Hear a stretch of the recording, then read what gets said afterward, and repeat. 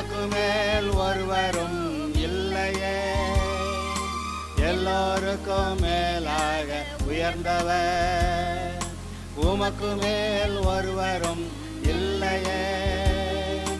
அல்லேலூயா அல்லேலூயா அல்லேலூயா ஆமென்.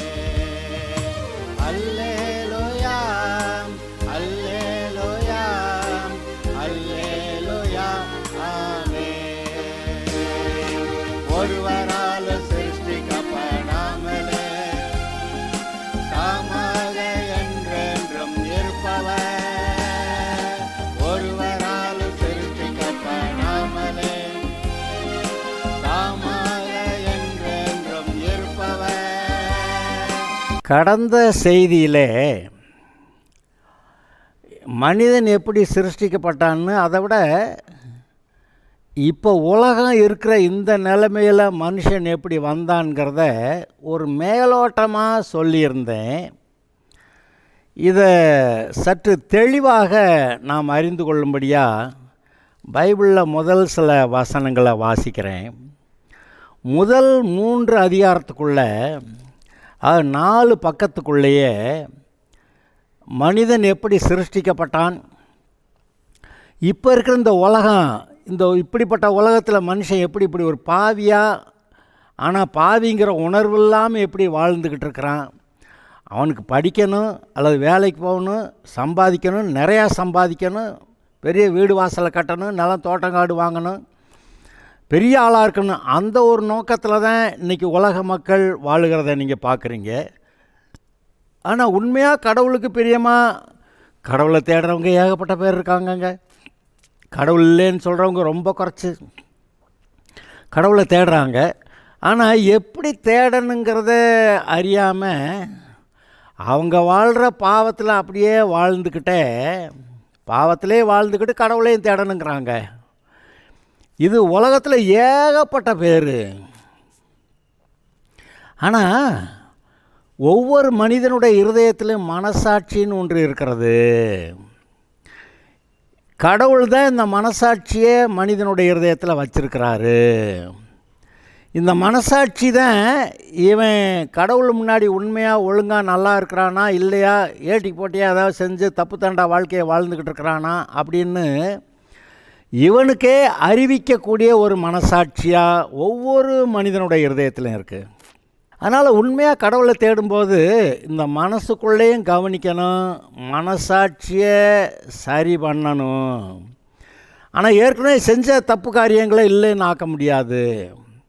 அதனால் கடவுள் சொல்கிறாரு, பழசு தெரியாமல் செஞ்சுட்டேன்னு சொல்லுவேன், அதனால் நான் வேணால் அதை மன்னிச்சிடுறேன், ஆனால் இன்னுமே ஒழுங்காக இருக்கணும்னு கேட்குறாரு. அப்போ இன்று முதல் நான் தப்பு செய்ய மாட்டேன்னு நம்ம இருதயத்தில் தீர்மானித்து தான் உண்மையிலே கடவுளை தேடணும்.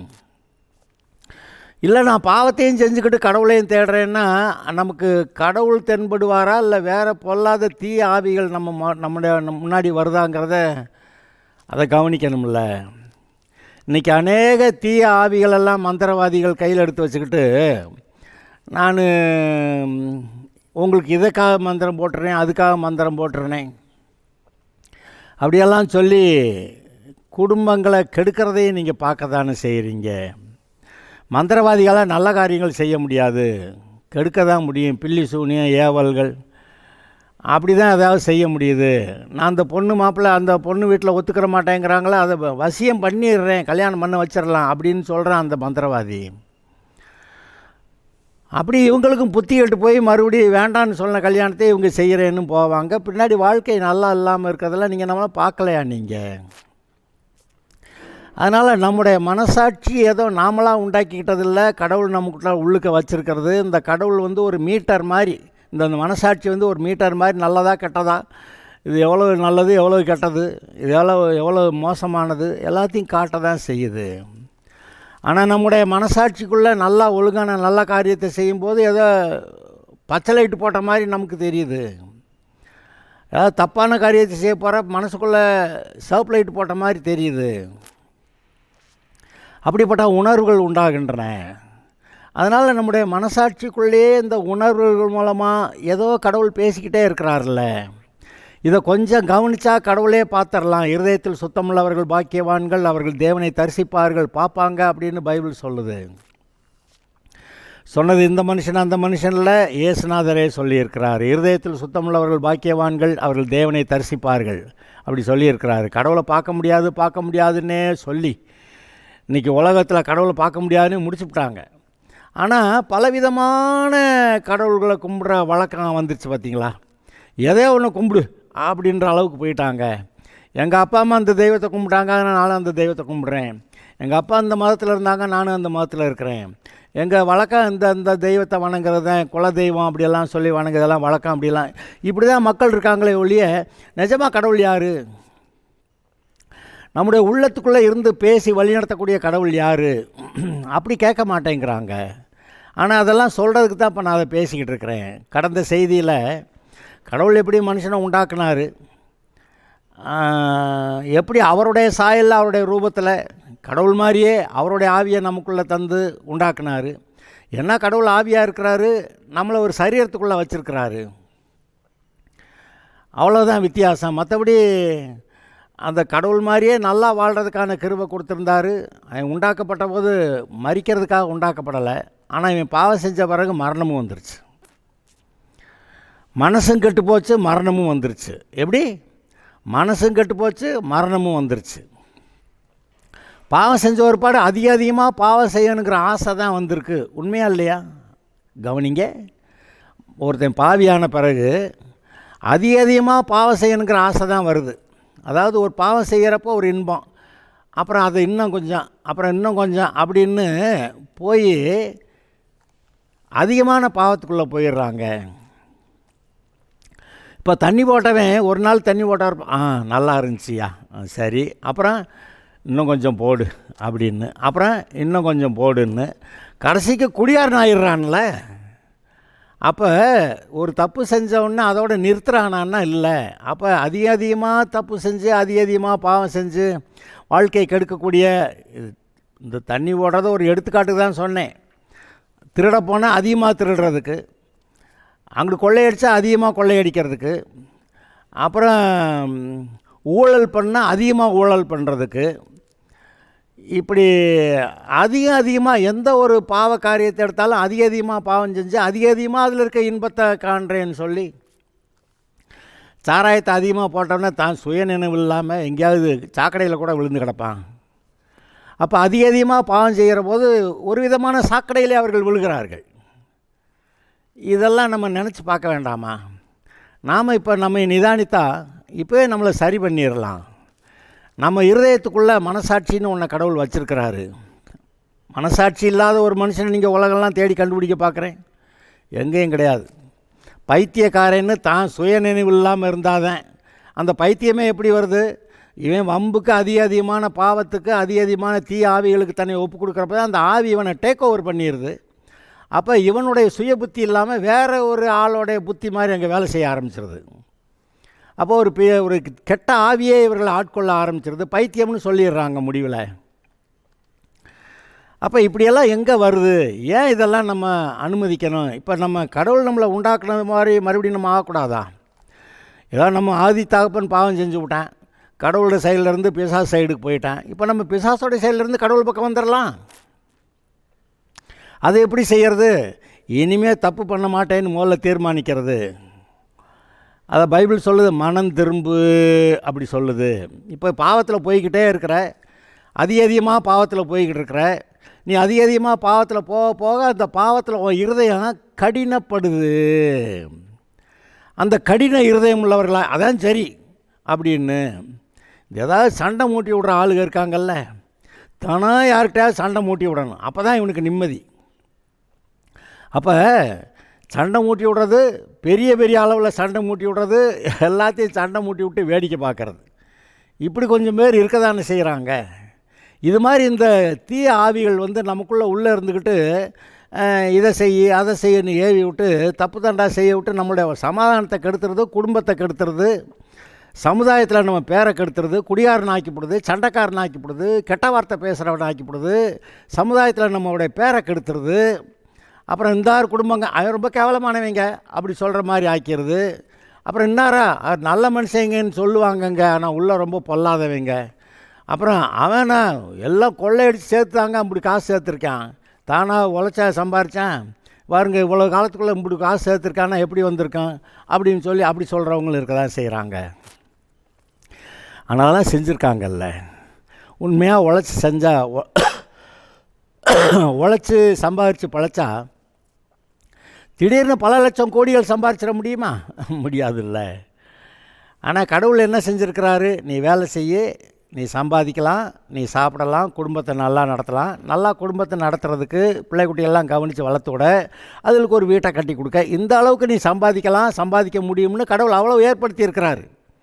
இவன் என்ன பண்ணுறான், ஆயிரக்கணக்கான ஏக்கர் வாங்கணும், பெரிய மாட மாளிகை கட்டணும், கார் ரயில் பஸ்ஸெல்லாம் வாங்கணும், ஏரோப்ளேன் இந்த மாதிரி ஆசைப்பட்டுக்கிட்டு ஊரே சுத்தமாக வளைச்சி போடணுங்கிறான். சரி, போகிறப்ப ஏதாவது கொண்டு போவானா? இவன் வாங்கி வச்சதெல்லாம் இங்கே தான் இருக்கும். இவன் சரீரத்தையும் கொண்டு பல சமயத்தில் சொந்த நிலத்தில் புதைக்காமல் புறம்போக்கில் புதைச்சி விடுவாங்க. அப்புறம் இவன் ஆவி செத்தன்னைக்கு நியாய தீர்ப்புக்கு போய் நரகத்துக்கு தானே போகும். இப்போ இதெல்லாம் கொஞ்சம் நினச்சி பாருங்க. நிஜமாகவே நம்ம விரும்பினா ஒழுங்காக வாழலாம். நம்முடைய கண்ட்ரோலில் தான் நம்முடைய லைஃப் இருக்கணும். அடுத்தவங்க கண்ட்ரோலில் நம்ம வாழ்கிறது. இப்போ ஒரு விதத்தில் சொல்லுவான், அப்பா அம்மா சம்பாரித்து வச்சது தாங்க. ஓகே, நீயா ஒன்றும் சம்பாதிக்கலையா? சம்பாதிக்க திறமை இல்லையா? நிறைய பேரை கேட்டால் அப்பா அம்மா சம்பாரித்து வச்சதை அடுத்த வாழ்நாளில் கெடுத்து காலி பண்ணிட்டாங்க. அப்போ இருக்கிறத காலி பண்ணுறது தான் உன் வேலையா? அப்போ உன்னுடைய சம்பாத்தியம், உன்னுடைய கெட்டிக்காரத்தனம், உன்னுடைய பழைப்பு அப்படின்னு ஒன்றும் இல்லையான்னா, இல்லை அப்பா சம்பாரித்து வச்சாங்க, அது நான் வாழ்கிறேன். அப்போ நீ ஒன்றும் இல்லையா? அப்போ ஆண்டவர் நம்மளை ஒன்றும் இல்லாமையாக உண்டாக்கியிருக்கிறாரு. நம்ம ஒழுங்காக வாழலாம், நல்லா பிழைக்கலாம், ஒரு சம்பாத்தியம் பண்ணலாம், குடும்பத்தை நல்லா கவனிக்கலாம், பிள்ளை குட்டியெல்லாம் நல்லா வளர்த்து நற்குணசாலிகளாக வளர்க்கலாம். இன்றைக்கி நிறைய பேர் பிள்ளைய சொன்னபடி அடங்கலைன்றாங்க, ஒழுங்காக படிக்க மாட்டேங்கிறாங்க, கீழ்ப்படிய மாட்டேங்குதுங்கிறாங்க. ஏன்னா இவங்களே கீழ்ப்படியலையே. எப்படி பாச சொல்கிறீங்க? உங்கள் மனசாட்சியே சொல்லும் எதெல்லாம் சரின்னு. அதெல்லாம் நீங்கள் மீறி தப்பு பண்ணீங்கன்னு உங்கள் மனசாட்சியே சொல்லும். இதெல்லாம் ஜோசியமாக கேட்கணும். ஒருத்தர் ஜோசியமெல்லாம் கேட்க வேண்டியதில்லை. நீங்கள் உங்கள் மனசாட்சியை சொல்கிறபடி நடக்கிறீங்களா? தப்பு இல்லாமல் நடக்கிறீங்களா? அப்போ கடவுளை பார்த்துருவீங்க. இருதயத்தில் சுத்தமுள்ளவர்கள் பாக்கியவான்கள், அவர்கள் தேவனை தரிசிப்பார்கள். நீங்கள் உலகமெல்லாம் என்ன சொல்லுது? கடவுளை பார்க்க முடியாது. ஆனால் கடவுளை தேடுது, எங்கேயாவது போய் தேடுது. ரொம்ப தூரமாக போய் கடலெல்லாம் தாண்டி போய் அங்கெல்லாம் கடவுளை சாமியை பார்க்குறேன் அப்படின்ட்டு போகிறாங்க. எல்லோரும் ஒரு ஆத்தோரமாக ஒரு பெரிய மலை பள்ளத்தாக்கு இடையில, அல்லது மலை மேலே ஏறி, அல்லது ஒரு பெரிய வனம், ஃபாரஸ்ட்டு, அடர்ந்த மரங்கள் நிறைந்த ஃபாரஸ்ட், அங்கே போய் அங்கே ஒரு இடத்துல இருக்குது, அங்கே சாமி இருக்குது எல்லாம் தேடி போகிறாங்க. ஆனால் கண்டுபிடிச்சவே இல்லை. கும்பிட்டு வந்துடுவாங்க, அப்புறம் மறுபடியும் போகணும், அங்கே தான் போகணும். ஆனால் அவரை கேட்டால் நான் இங்கே இருக்கேன்றார். இங்கே இருக்கேன்ப்பா, பேசிக்கிட்டு இருக்கிறேன், நீ என்னை கவனிக்காமல் நீ எங்கெங்கேயோ போய்கிட்டு இருக்கிற. இருக்கும் இடம் விட்டு இல்லாத இடம் தேடி எங்கெங்கோ அலைகிறான் ஞானக்கண்ணேன்னு ஒரு பாட்டு வந்ததை பார்த்துருக்கீங்களா? அது மாதிரி அவர் இருக்கிற இடத்த விட்டுட்டு இல்லாத பக்கம்லாம் தேடிக்கிட்டு போகிறது அது வேஸ்ட்டு. பணம் வச்சுருக்கிறேன், ரொம்ப தூரம் போகிறேன், கார் ரயில் பஸ் ஏறி பிளேன்லாம் ஏறி போகிறேன். பணம் இல்லாதவன் என்ன செய்வேன்? எங்கே போகிறது? அப்போ பணம் இல்லாதவனுக்கு கடவுள் கிடைக்கணும். பணம் இருக்கிறவன்னா காசு சம்பாதிச்சு காசை வச்சு பார்க்குறேன். ஆனால் காசை வச்சு கடவுளை கண்டுபிடிக்க முடியாதுங்க. அவனுக்கு மனசு வேணுங்க. இன்றைக்கி உங்களுக்கு நல்ல மனசு இருந்ததுன்னா நீங்கள் கடவுளை கண்டுபிடிச்சிருவீங்க. தேவன் நல்லவர், பரிசுத்தமானவர், நீதி உள்ளவர். தேவன் நல்லவர், கெட்ட காரியம் ஒன்றும் செய்ய மாட்டார். நீதி உள்ளவர், அநியாயம் அக்கிரமம் அவர்கிட்ட செல்லாது. இன்றைக்கி நம்ம உலகத்தில் பஞ்சாயத்துன்றோம், கோர்ட்டுங்கிறோம், என்னென்னமோ எல்லாம் கட்ட பஞ்சாயத்தாக இருக்குது. ஒன்றும் சரியான நீதி நியாயம் கிடைக்கல. அதனால் சில சமயத்தில் அநேகர் சொல்லுவாங்க, இந்த பூமியில் தாங்க இங்கே நமக்கு நீதி கிடைக்கல, இவங்களுக்கு இந்த கோர்ட்டில் தான் நம்ம ஒன்றும் அவங்க காரியம் நடக்குது, ஆனால் பரலோகத்தில் ஒரு கோர்ட் இருக்குது, அங்கே வந்து இவங்க என்ன செய்வாங்கன்னு பார்க்குறேன் அப்படின்னு சொல்கிறவங்களும் இருக்க தானே செய்கிறாங்க. அப்போ இங்கே இருக்க கோர்ட் வேறு, அங்கே பரலோகத்துக்கு போகிறப்ப அங்கே ஒரு கோர்ட் வேறு, அதெல்லாம் தெரிய தான் செய்யுது. அதனால் நாம் நம்முடைய அதாவது பணம் இருக்கிறதுனால தேடி கடவுளை கண்டுபிடிக்கலாம் முடியாது. அப்போ பணம் இல்லாதவனுக்கு கடவுள் வேணும். கடவுள் வந்து பணம் இல்லாதவன்கிட்டே வருவார், பணம் இருக்கிறவன்கிட்டே வருவார். ஆனால் பணத்தை வச்சு அவர் வந்து ரட்சிக்கிறது இல்லை. இந்த பைபிளில் ஒரு இடத்துல எழுதியிருக்கு, நான் என்ன அதை வாசிக்கிறேன். சங்கீதம் 49 ஒரு பகுதி இருக்குது, நான் வாசிக்கிறேன். சங்கீதம் 49, தங்கள் செல்வத்தை நம்பி தங்கள் திரளான ஐஸ்வர்யத்தினால் பெருமை பாராட்டுகிற ஒருவனாவது தன் சகோதரன் அழிவை காணாமல், அதாவது நரகம் போகாமல், இனி என்றைக்கு உயிரோடு இருக்கும்படி எவ்விதத்தினாலும் அவனை மீட்டு கொள்ளவும், அவன் நிமித்தம் மீட்கும் பொருளை தேவனுக்கு கொடுக்கவும் கூடாதே. ஏதோ பணம் கொடுத்து இவனை பரலோகத்தில் சேர்த்துக்கங்க, நரகத்தில் போக விட்றாதீங்க அப்படின்னு பணம் கொடுத்தெல்லாம் ஒருத்தனையும் காப்பாற்ற முடியாதுன்னு சொல்ல வர்றாரு. அவர்கள் ஆத்ம மீட்பு மிகவும் அருமையாக இருக்கிறது, அது ஒருபோதும் சொல்லி முடியாது. ஆத்மாவை மீட்கிறது இருக்க, நரகம் போகிறவனை போகாமல் மீட்கிறது இருக்க, அது லேசில் முடியாது.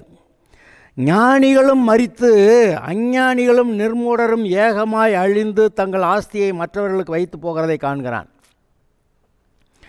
ஞானிகள், அஞ்ஞானிகள், மூடர்கள் எல்லோரும் பணம் சம்பாதிக்கிறாங்க. ஞானியும் சம்பாதிக்கிறான், அஞ்ஞானியும் சம்பாதிக்கிறான், மூடனும் பணம் சம்பாதிக்கிறான்.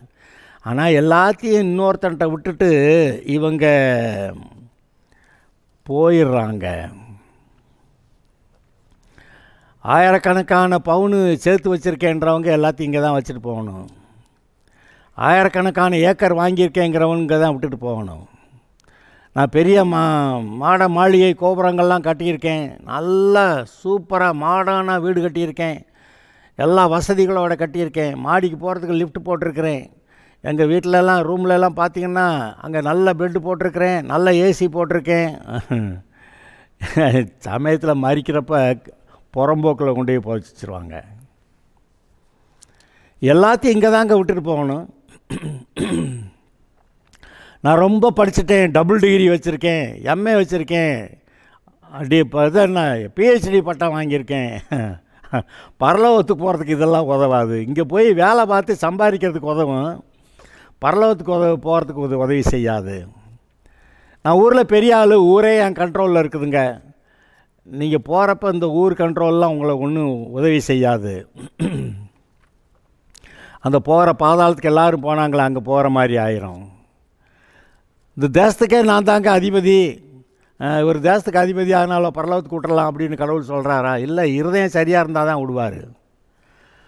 அந்த கடவுள் வந்து நல்லவராக இருந்து நமக்குள்ளே நல்ல மனசை கொடுத்து படைத்தார். ஆனால் இவன் அநேக உபாய தந்திரங்களை தெரிந்து கொண்டு தங்களை தாங்களே கெடுத்துக்கிட்டு பாவியாக்கிக்கிட்டு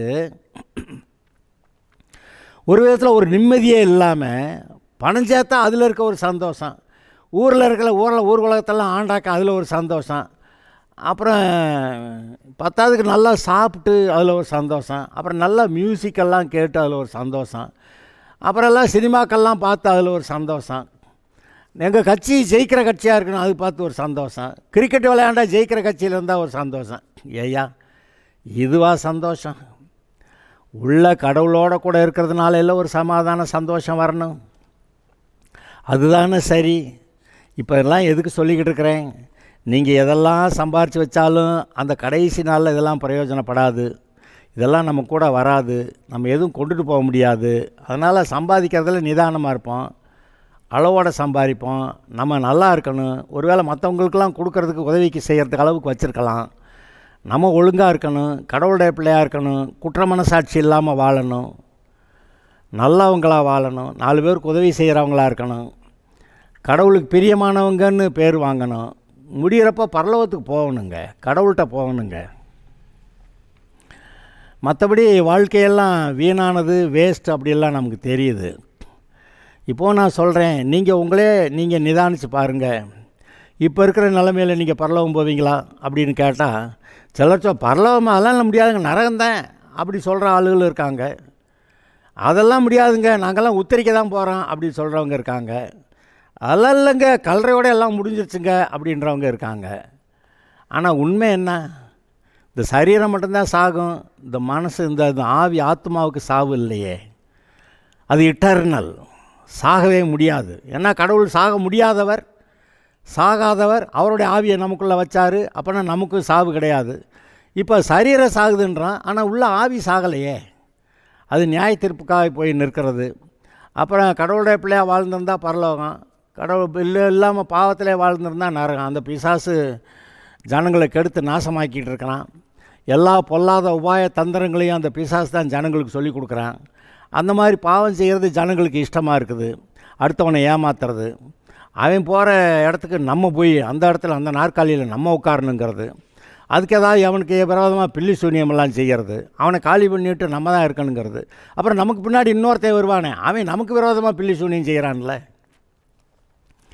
நம்ம விஞ்ஞானம் நினச்சிக்கிறாங்க நம்ம பில்லி சூனியம் செஞ்சுட்டான், நம்ம உயர்ந்த ஸ்தானத்துக்கு வந்துட்டோம். நமக்கு பின்னாடி ஒருத்தன் வர்றான்ல, அவன் நமக்கு பில்லி சூனியம் செஞ்சுக்கிட்டு இருக்கான். அப்போ இந்த பில்லி சூனியம் செய்கிறது, அங்கே மந்திரவாதன்றது, ஏவுதல் எல்லாம் ஒன்றும் விளங்காதுங்க.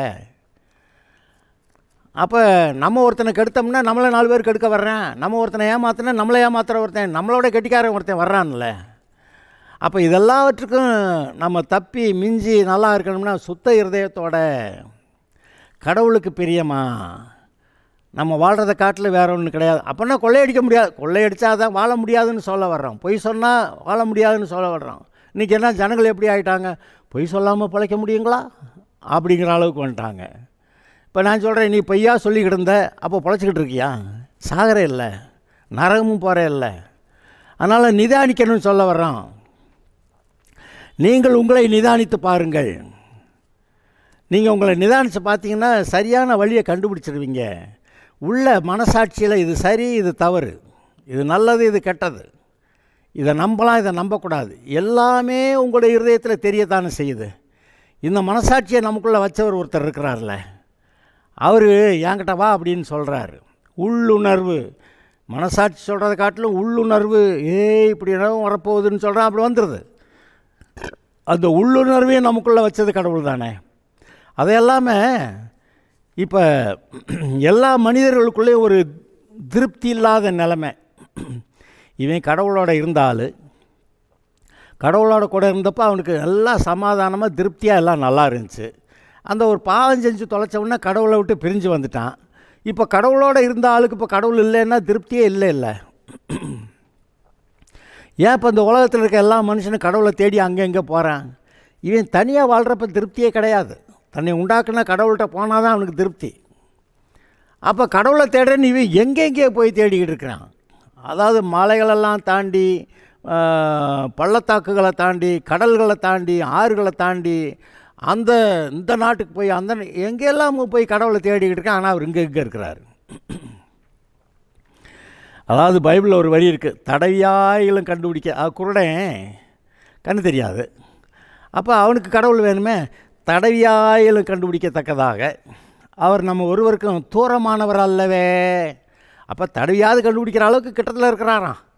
அதை விட அவர் மனசாட்சிக்குள்ளே பேசிகிட்டு இருக்கிறாராம். ஒழுங்காகு, மனசாட்சியை ஒழுங்குபடுத்து, சரியாகு, நல்லவனாகு, கெட்டதெல்லாம் விடு, என்கிட்ட வா, நான் உன்னை ஏற்றுக்கிறேன், உன்னை கழுவுறேன், பரிசுத்தமாக்குறேன், பரலோகம் கொண்டு வரேன் அப்படிங்கிற ஒரு மனதுக்குள்ளே ஏதோ உணர்வு இருக்கத்தானே செய்யுது. அதை யாராவது உங்களுக்கு சொல்லவும் செய்கிறாங்கல்ல. அப்போ வந்தாக்க நம்முடைய பாவங்களுக்கு பரிகாரம் செஞ்ச ஒரு ஆள் இருக்கிறாரே, அந்த நம்முடைய பாவங்களுக்கு பரிகாரம் செஞ்ச இயேசு. ஏன்டா பாவம் சிலுவையில் இயேசு தொங்கிக்கிட்டு இருக்கிறாருன்னா விவரம் இல்லாமல் இப்போ தொங்கிக்கிட்டாரா? அல்லது அவர் வாழ்ந்த காலத்தில் அந்த ரோமர்கள்லாம் பிடிச்சி அடித்து சிலுவையில் ஏற்றி விட்டாங்களா? அல்லது அந்த யூத ஜனங்கள் இவன் நமக்கு ஒத்து போக மாட்டேங்கிறான், இவனை தூக்கி விடு சிலுவையில் அப்படின்னு சொல்லி ரோமர்கிட்ட ஒப்பு கொடுத்து ரோமர்கள் வந்து அவன் சிலுவையில் ஏற்றி விட்டாங்களா? எல்லாம் உண்மைதான். ஆனால் இயேசுனார் சிலுவைக்கு போனதில் காரணம் இருக்குது. மனுஷனை பிசாசு ஏமாற்றி பாவி ஆக்கிட்டான். இவன் இன்றைக்கி சத்தா நரகம் போயிடுவான்.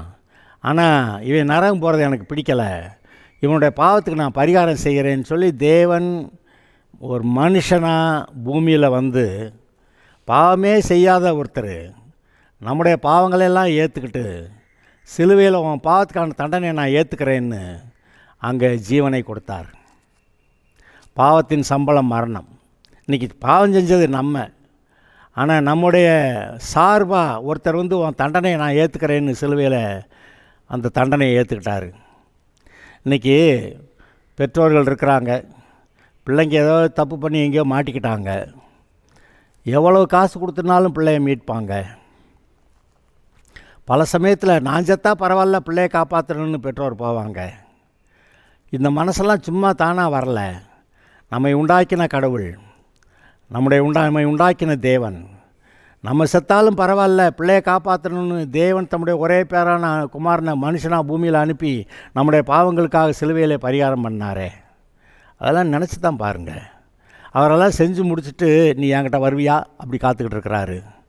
அப்படி வந்தால் அந்த பாவத்தெல்லாம் போக்குறாரு. ஏன்னா பாவத்துக்கு பரிகாரம் செஞ்சிட்டார். இவர் ஒருத்தர் தான் பாவத்தை மன்னிக்க தகுதி உள்ளவர். இவர் ஒருத்தர் தான் பாவத்தை மன்னிக்க அதிகாரமும் உள்ளவர். நம்ம மனம் திரும்பினா மன்னிக்கிறேன் பாரு, நான் இன்னமும் அப்படியே தான் இருப்பேன்னா போடான்றுவார். அப்போ மனம் திரும்புகிறவர்களுக்கு அவர் செஞ்ச பரிகாரம் பலிக்கிறது. இப்போ நம்மளாம் நினச்சி பார்த்து உண்மையாக கர்த்தர்ட்ட வந்தால், மனசார கர்த்தர்ட்ட வந்தால் அவர் நம்மளை ஏற்றுக்கிறாரு. பாவம் தொலையும், மறுபடி கடவுளே பிள்ளையாக வந்துடலாம். நமக்காக பரலோகமும் வைக்கப்பட்டிருக்கிறது. எல்லாமே நம்முடைய மனசுக்குள்ளேயும் தெரியுதா இல்லையா?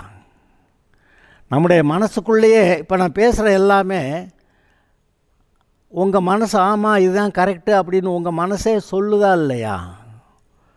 ஏன் இதை நான் இவ்வளவு தெளிவாக சொல்கிறேன்? எல்லாம் படித்தேன், இதெல்லாம் மனசுக்குள்ளே இருக்கிறத கவனித்தேன், கடவுள் பேசுகிறத கவனித்தேன், பைபிளில் எழுதியிருக்கிறத பார்த்தேன், இதெல்லாம் சரியாக எழுதியிருக்குது. அப்போ இதுபடி நடக்கணும்ல. கடந்த செய்தியில் என்ன சொன்னேன்? முதல் 3-4 பக்கத்துக்குள்ளே கடவுள் எப்படி அவனை சிருஷ்டித்தார், அப்புறம் எப்படி இந்த உலகத்தில் இருக்கிற மாதிரி இப்படி கெட்டுப்போனேன் அப்படிங்கிறத பைபிளில் 4 பக்கத்துக்குள்ளே பூரா எழுதிருச்சுங்க. 4 பக்கத்துக்குள்ளே கடவுள் எப்படி அவனை உண்டாக்குனார், அவன் எப்படி கெட்டு போய் இப்போ இருக்க உலகத்தில் இருக்க மனுஷனாக போல மாறினான்னு வெறும் 3-4 பக்கத்தில் எழுதி முடிச்சிருச்சுங்க. அது ஆக்சுவலாக 3.5 பக்கம்தான். ஒன்றும் பெரிய படிப்பாளியெல்லாம் வேண்டியதில்லை. உங்களுக்கு வாசிக்க தெரியாதுனாக்குள்ளே வீட்டில் இருக்க பிள்ளைகளை கூப்பிட்டு இதை வாசிடான்னு சொல்லி கேட்டால் வாசி விட்ருவாங்க. அப்போ எப்படி நம்மளை உண்டாக்குனாரு, நம்ம எப்படி ஆகிட்டான், இப்போ என்னது எப்படி சரியாகிறது எப்படி சரியாகிறது? அங்கே நம்ம பெரிய செஞ்சு கிழிக்க முடியாது. அவர் என்னமோ ஒரு வழி வச்சுருக்கிறாரு. நீயே பார்த்து பாவத்தை தொலைக்க உன்னால் முடியாது, நீயா பரிகாரம் பண்ணிக்கவும் முடியாது. அதனால் நானே ஒரு வழியை உண்டாக்குறேன், நானே உனக்கு ஒரு பரிகாரம் பண்ணி வைக்கிறேன், நீ என்கிட்ட வந்தேன்னா போதுங்கிறார். இப்படியே ஏன்டா நரகத்துக்கு போகணுங்கிற, நீ ஏன் அப்படியே வீம்பு பண்ணிட்டு நரகத்துக்கு போகிறேங்கிற? ஒழுங்காக என்கிட்ட வா, அந்த பாவத்தெல்லாம் தொலைக்கிறேன், நான் உன்னை பிள்ளையாக ஏற்றுக்கிறேன், உன்னை பரலோகம் கூட்டி போகிறேன்னு சொல்கிற ஒரு ஆண்டவர் நம்ம கூட இருக்கிறார். இதெல்லாம் நம்ம மனசுக்குள்ளே தெரியுதுங்க. நான் பேசுகிற காரியங்கள்லாம் நீங்கள் உண்மைன்னு ஒத்துக்கிருவீங்கன்னு நான் நம்புகிறேன். ஏன்னா என் மனசுக்குள்ளேயும் கடவுள் எப்படி பேசுகிறாருன்னு எனக்கு தெரியும். எல்லாருடைய மனசாட்சிக்குள்ளேயும் மனசுக்குள்ளேயும் பேசுகிறது எனக்கு தெரியும். அதை நம்ம இந்த உலக ஆசையில், பாவ இச்சையில் இதெல்லாம் ஓரம் கட்டிவிட்டு நம்ம அந்த பாவத்தில் வேகமாக போகிறது தான் இப்போ இன்றைக்கி உலகத்து மக்களுடைய வேலையாக இருக்குது. அந்த நிர்வாண படங்களை பார்க்கணும், ஏதாவது தப்பு செஞ்சு ஊழல் பண்ணி அதை காசு சம்பாரித்து பிழைக்கணும், அப்புறம் இந்த சினிமா நடிகை நடிகர் அதை பார்த்து அதில் என்ஜாய் பண்ணணும். அதை விட்டால் அரசியலில் பூந்து நல்லதாக கெட்டதாக போய் இடத்த புடி ஆட்சிக்கு வா அப்படிங்கிற அளவுக்கு போயிடுறேன். ஏய்யா ஒன்றுமே கணக்கு இல்லை, நல்லது கெட்டதெல்லாம் ஒன்றும் இல்லையா? மனசார பொய் சொல்கிறாங்க, அப்படியே சொல்லி ஊரை ஏமாற்றலான்னு நினைக்கிறாங்க, ஊர் மக்களும் ஏமாறுறாங்க. அது எனக்கு ரொம்ப ஆச்சரியம். ஏமாத்துறான்னு தெரியுது, ஆனால் அது அவங்க சொல்கிறது பிடிக்குது, அதான் பிடிச்சிருக்குன்னு சொல்லி அதில் இருந்து எனக்கு மக்கள் செய்கிறத பார்க்க சில சமயத்தில் விளங்கலை. அதாவது கண்ணை திறந்துக்கிட்டே எப்படா கிணத்துக்குள்ளே குதிக்கிறான்னா அது எனக்கு விளங்கலை. கண்ணை திறந்து சேத்துக்குள்ளே பாவ சேற்றுக்குள்ளே எப்படி போகிறான்னா அது எனக்கு விளங்கலை. ஆனால் நீங்கள் உண்மையாக நான் கடவுள் பக்கம் வர்றேன்னு சொன்னால், இயேசு உங்களுடைய பாவங்களுக்கு பரிகாரம் செய்திருக்கிறாரே, அதை அது உங்களுக்கு தெரியும். அதை ஏற்றுக்கிட்டா பாவங்கள் தொலையும், நீங்கள் பரிசுத்தமாவீங்க, கடவுளுடைய பிள்ளையாவீங்க, உங்களுக்காக பரலோகம் வைக்கப்பட்டிருக்கிறது. இந்த இயேசுவை ஏற்றுக்கொண்டால் போதும். இல்லைல்ல எனக்கு வேண்டான்னா அப்படியே போயிட்டே இருக்கலாம், ஒன்றும் கேள்வியே கிடையாது. கட்டாயமாக ரட்சிக்கப்படணுங்கிற அவசியமெல்லாம் கிடையாது. ஆனால் பரலோகம் போக வழி இருக்கிறது, அதை சொல்லுகிறோம்.